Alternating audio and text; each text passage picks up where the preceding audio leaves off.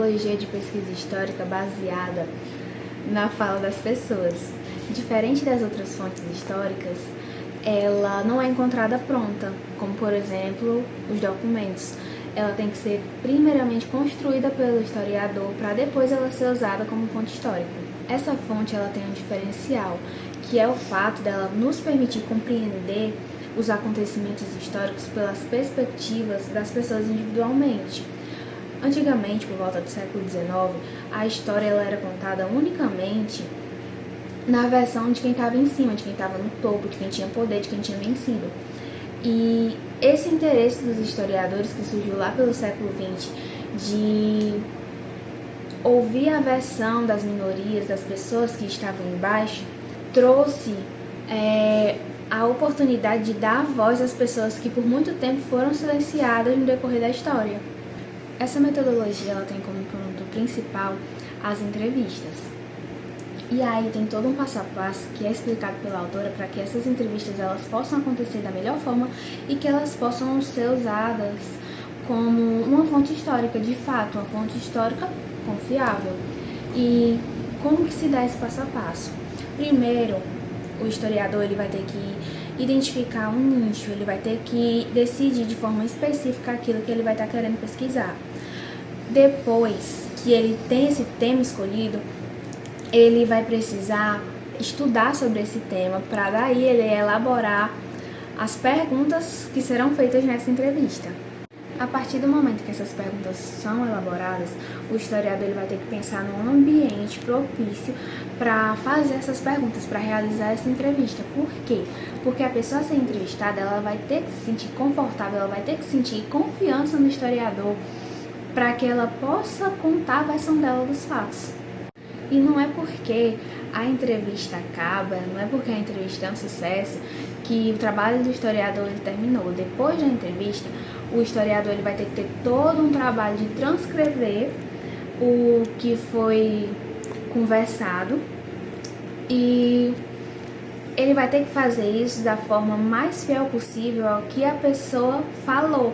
Ele vai ter que ter todo o cuidado de registrar as coisas mais sutis, até mesmo o gesto que a pessoa fez enquanto ela estava contando de um determinado acontecimento, ele vai ter que estar relatando. O relato oral, ele não anula o documento que a gente tem sobre determinado acontecimento.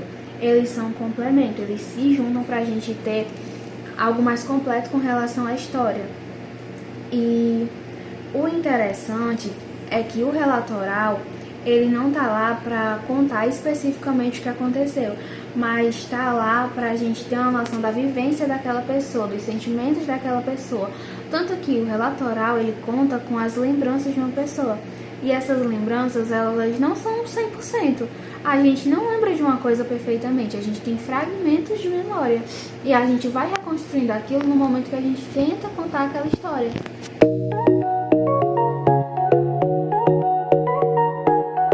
A história oral é uma metodologia de pesquisa e de constituição de fonte para o estudo da história contemporânea, surgida em meados do século XX, após a invenção do gravador a fita.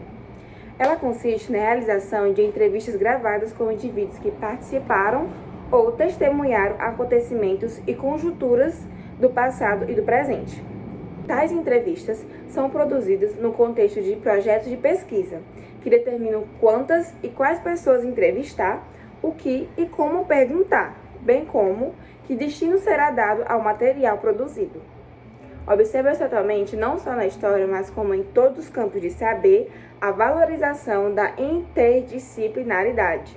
A história beneficia-se do diálogo com a antropologia, a literatura, a sociologia, a ciência política e outras áreas do conhecimento.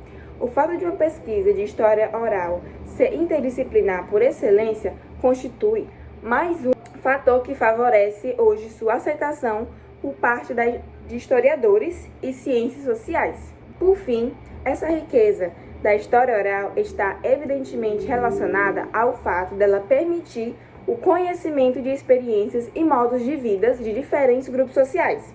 Nesse sentido, o pesquisador tem acesso a uma multiplicidade de histórias dentro da história, que, dependendo do seu alcance e dimensão, permitem alterar a hierarquia de significações historiográficas.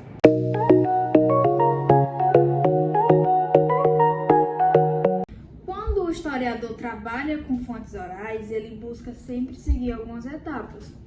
E aí é necessário entender que esse trabalho com fontes orais, ele se inicia antes mesmo da entrevista.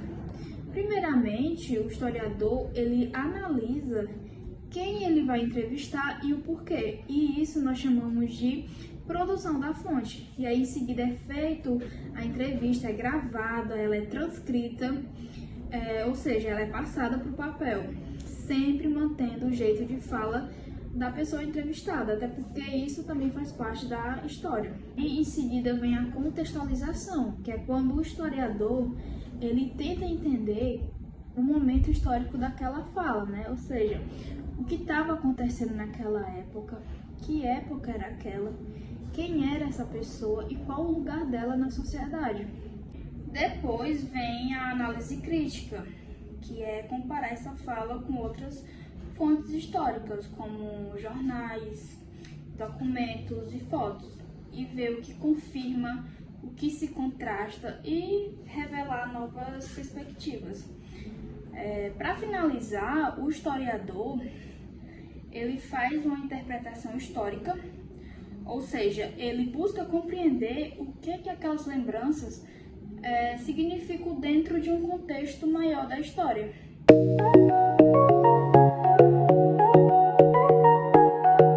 A entrevista, ela permite a gente a registrar a fala viva das pessoas, com suas expressões, emoções, sotaques, gestos e modo de expressão. Ela pode ser usada tanto nas pesquisas históricas como nas pesquisas culturais, o que vai sempre valorizar a fala, o relato, como uma fonte histórica de extrema importância. Um exemplo assim que a gente pode citar, né, um exemplo assim concreto, é uma entrevista com uma pessoa que passou, que viveu o período da ditadura, por exemplo.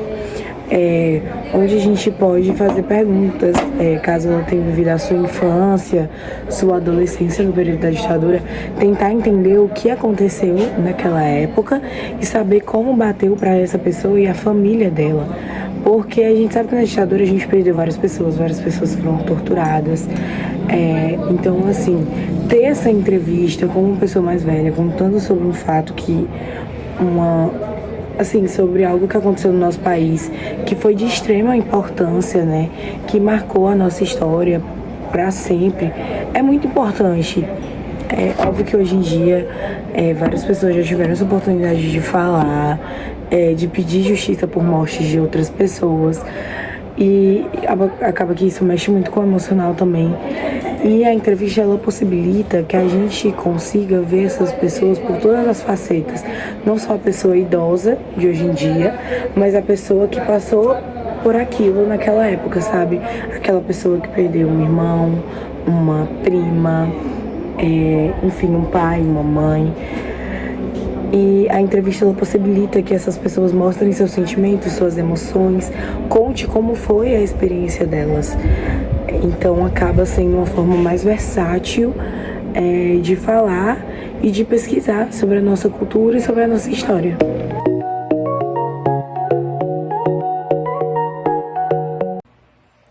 Então, quando o historiador ele vai analisar uma fonte oral, ele não busca somente os fatos, mas também ele busca sentidos, memórias e vozes, para poder construir uma história mais humana e plural, pois as vozes também fazem parte da história. O que a gente escuta, como exemplo, o que a gente escuta dos nossos avós, bisavós, pais, isso é uma história, pois eles já vivenciaram isso, e nem sempre as histórias estão em livros, estão em fontes que possam trazer para nós, né? Elas também vêm com vozes. E é por isso que a história oral ela é tão importante, pois ela nos permite escutar quem por muito tempo esteve calado, né? Esteve fora dos livros. E isso é muito bom, que aconteceu com os escravos. Muitas histórias que aconteceram com os escravos não têm livros, mas sim que foram passando de geração em geração. Mesma coisa com os indígenas, né? O nosso Brasil, ele tem vários tipos de história, que muitas histórias não estão escritas em livros e nem fontes onde você consegue encontrar, mas sim na oral, que é passado de geração, que é de vó para mãe, de mãe para filho. E é isso, né? Eu sou a Vivian e esse foi mais um episódio de hoje. E até o próximo episódio. E lembre-se que a voz carrega um pedaço da nossa história.